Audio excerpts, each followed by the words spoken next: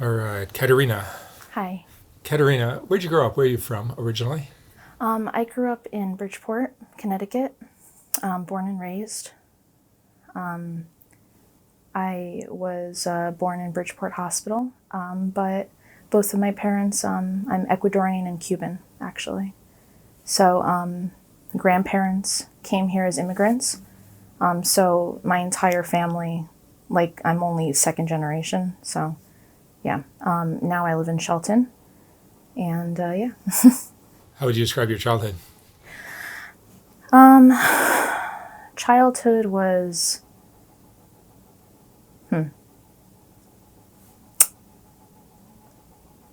it was tough. I received everything that I needed. I always had food on the table, a roof over my head, so not much to complain about. But I started receiving, just weird symptoms here and there, and that exacerbated in my life. And I think that made my childhood tough. But there was no abuse from the parents or anything like that? No, no. Parents didn't really handle mental illness well, but not like punching or Yeah, nothing yeah. like that. Were you diagnosed at some point with? Yes, so I am diagnosed with DID, dissociative identity disorder, and I also am diagnosed with borderline personality disorder. Can you describe what DID is? Of course. So DID, a lot of people think that it's a personality disorder, but it's actually technically a dissociative disorder.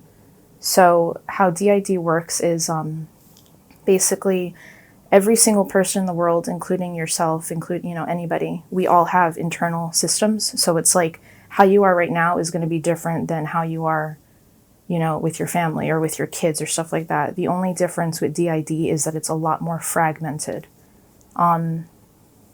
So For example. yeah, so for example, like I, as a system, which is what they call people with DID, I unfortunately, even through endless therapy, endless work, endless psychedelics, which we'll get to, I do not remember my core trauma.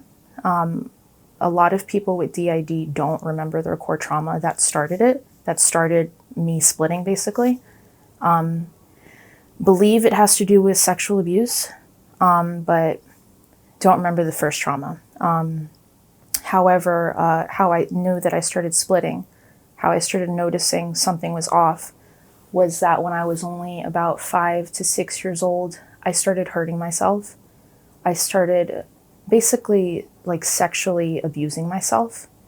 And I remember I started losing time. So like I would get, severe nightmares, or like I would start feeling literally like I was a different person, but I wasn't aware to what exactly that was. Like I didn't understand it, especially as a child, you don't get it. You're still forming. So because of that, it makes DID extremely tough to diagnose. It almost took me 20 years to be diagnosed with DID properly. And yeah, so I had been in therapy starting only from when I was 11, and I had actually seen over 23 therapists. Really? Yeah, and it wasn't until my 24th one that she really took care of me like no other therapist had. And she was the one that properly diagnosed me with both DID and BPD co-occurring. Weirdly, it seems like my DID is getting better as I get older, but it seems like my BPD is getting worse. But it's an ongoing journey every day, by far. You mentioned that you were sexually abusing yourself. Yes. So you don't think there was some form of sexual trauma in your childhood? I 100% believe that there probably was. But you don't remember it. I don't remember the Yeah. core memory. There is a possible person, maybe, that some of my family members believe could have done something, but we're not 100% sure. Is that what your 24th therapist thinks? Yeah. Yeah. We actually did EMDR. I don't remember what it stands for. I think it's eye movement desensit, something like Yeah. that. I'm aware of it. And yes, and we had to go really deep in therapy. Was that helpful? It's really tough.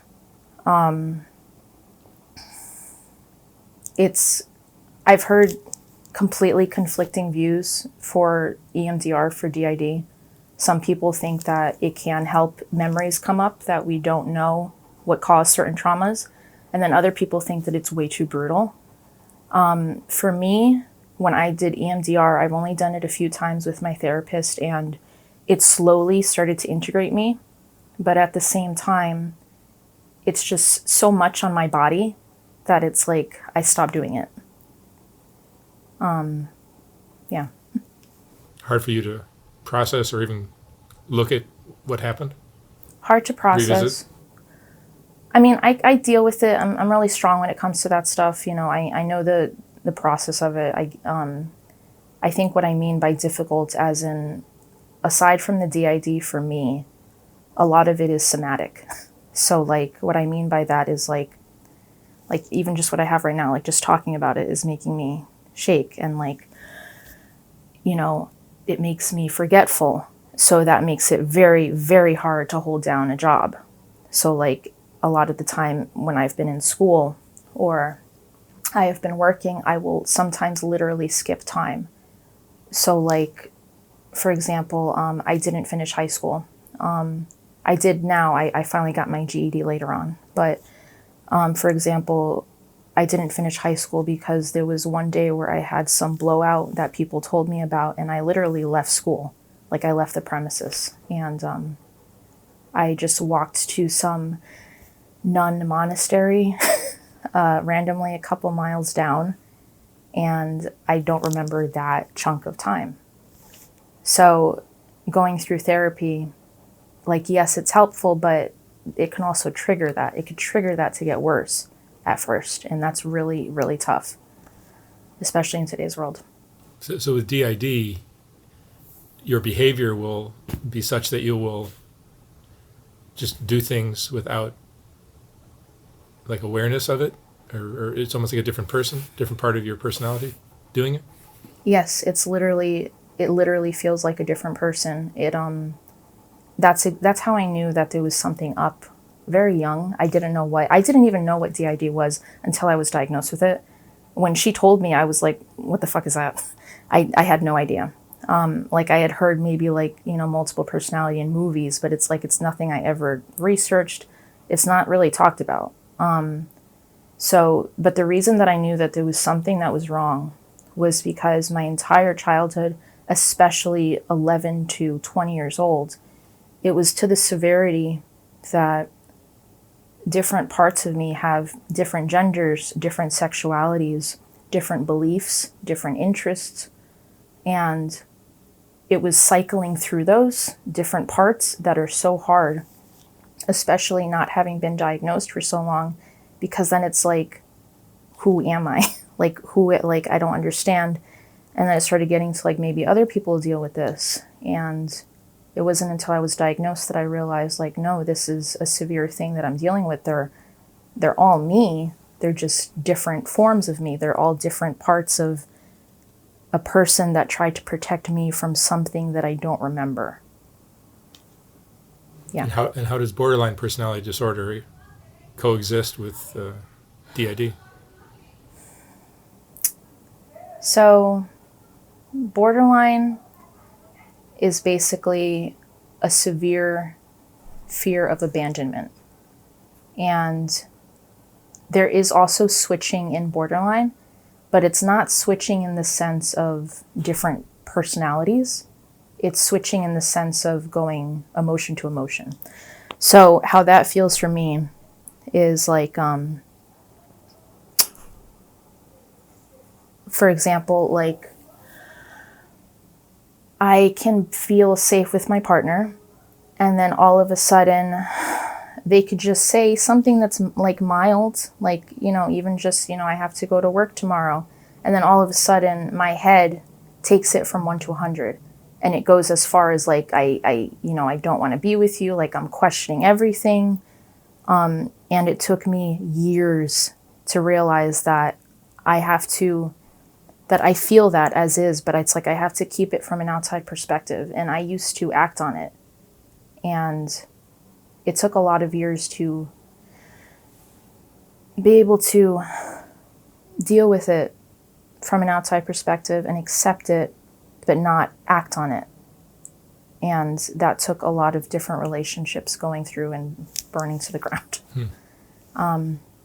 So how old are you now? I just turned 28. 28. You've had boyfriends? Boyfriends and girlfriends. And girlfriends? Yes, a lot of different partners. My partner that I currently have now, we've known each other actually since we were both 11. And they've always been in my life, but my mental illness got very much in the way to having a proper, stable relationship with them. And it wasn't until only the last 5 years or so that we've had a healthy relationship.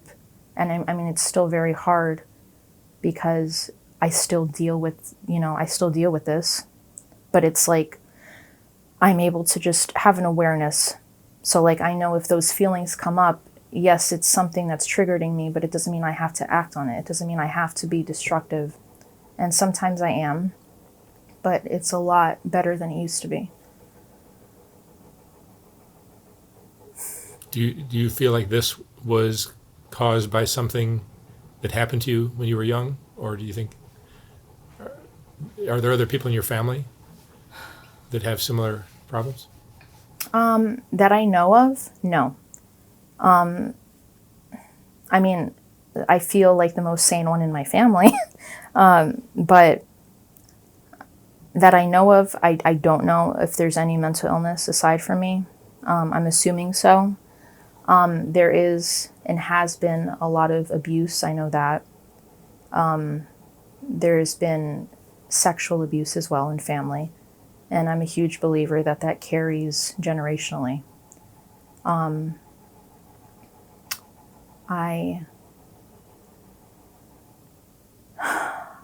I was always a very deep and sensitive child, and I was always very existential.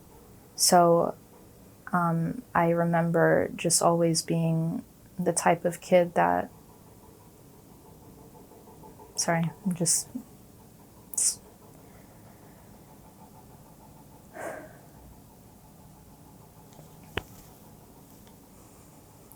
I remember just being a very existential child and being very serious. And I really believe that my symptoms started extremely young. I mean, it's obvious that it did. And people surrounding me didn't know how to deal with that. And I know that that made it 100 times harder on me. My father in particular, who I have a lot of trauma with, did not know how to react to me. Neither my parents did. So because of that, my childhood was just filled with a lot of hospitalizations and therapy and just fighting. And there was even a time when I ran away. And I know that a lot of that had to do with just not being properly diagnosed, not being properly taken care of in that sense. And I mean, I don't blame my parents, but I feel like a lot of my traumas had to do with me putting myself in dangerous situations because I was acting out from a place of mental pain that I didn't know any better, that no one knew any better. And it wasn't until I was diagnosed that I told a couple of loved ones, and they were like, oh, that makes sense. Now I understand why you used to act out that way. Now I used to change, or There was even when I told my stepmom, she was relieved, but she was also upset because she told me a bunch of memories that I don't remember, such as like her being in the kitchen with me and then me just being like happy and bubbly and then her saying one thing and then her just literally seeing me shut down and just losing time for like 5 minutes. Are your personalities different? Yes, severely. Like different people? Yes. And are you aware of it? Are you looking at yourself going, oh, now I'm being this person? At first, no. Not at all. I didn't have any consciousness to it. Through a shitload of therapy, I do mostly have a consciousness to it now. I think it's called co-consciousness in the DID community.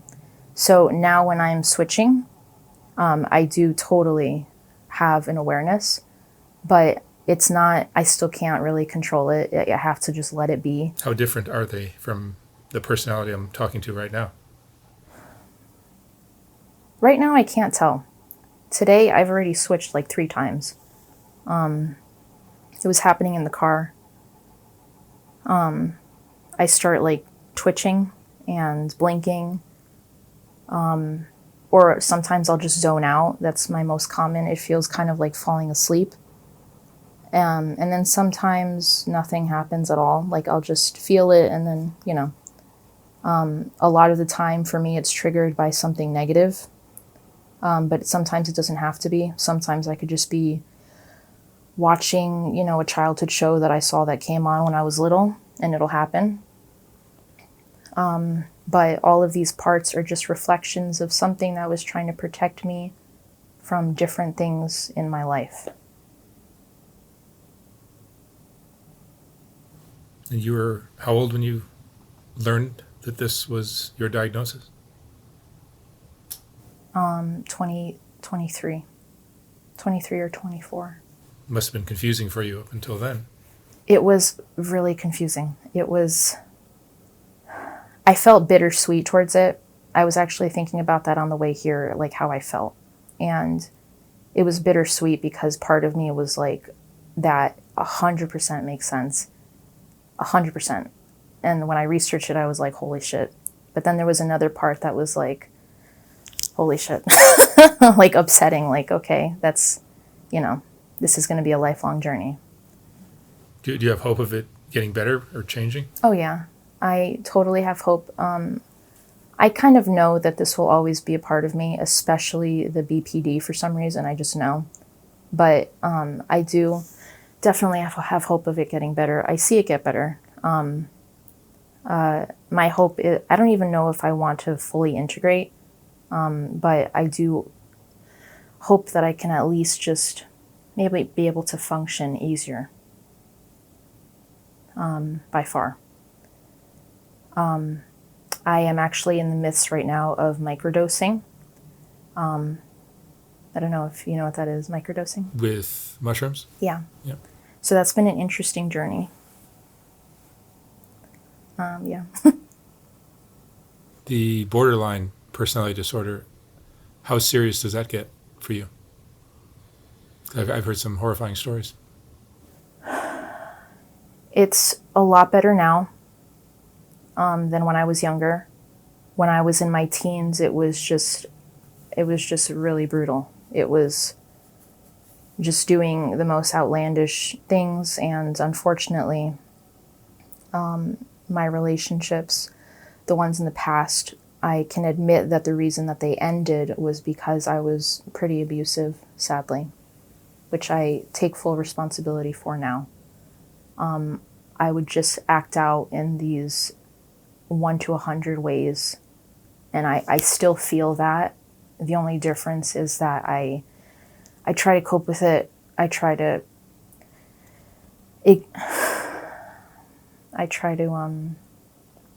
not ignore it, but accept it as is. Sometimes I have to ignore it.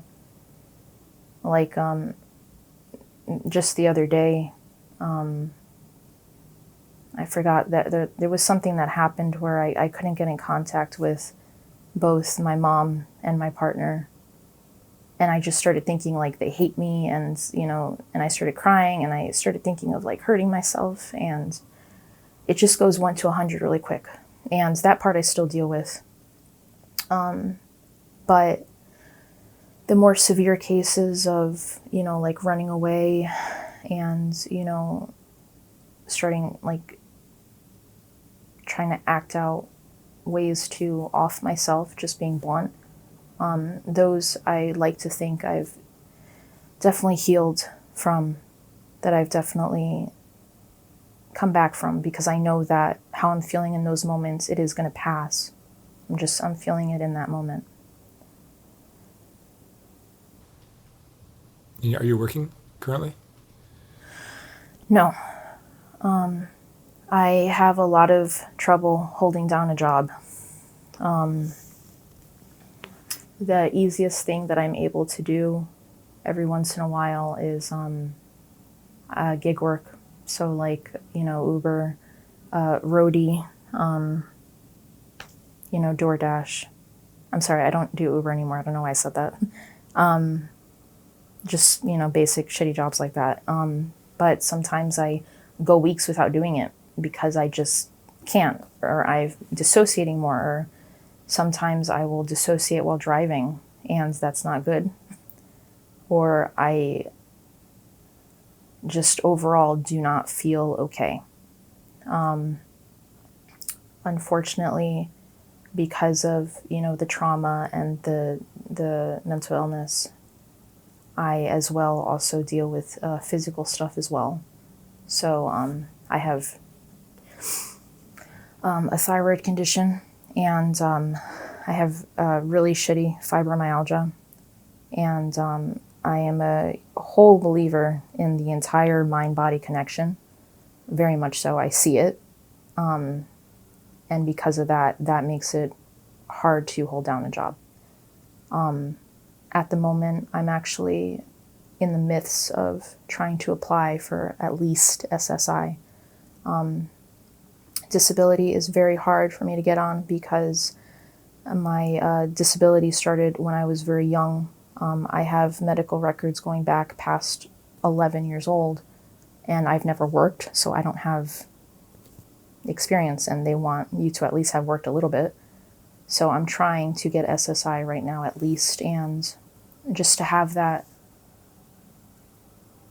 backup. But I still do desire to work. I'm trying every day to think of something, to think of what I can do. I'm even considering going to school just to at least, try to do something. What would you say is your greatest fear now?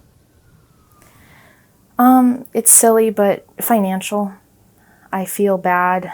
My mom knows what I deal with. We don't talk about it. I'm not in a family that talks about anything. Yeah. I'm Spanish, so it's like infamous for not talking about important stuff. But my mom knows that I struggle. She gives me support, and that means everything to me. But my biggest fear is what I'm going to do after, because I know she's not going to be around forever. And I don't like counting on people. And I have some ideas. I mean, even if I have to live in a motorhome, but that's a fear that I have right now. Aside from that, I try to keep strong. I've kind of been through the worst already, so I have faith in myself more than I used to. And Katarina, what would you say is the most important lesson you've learned in all of this?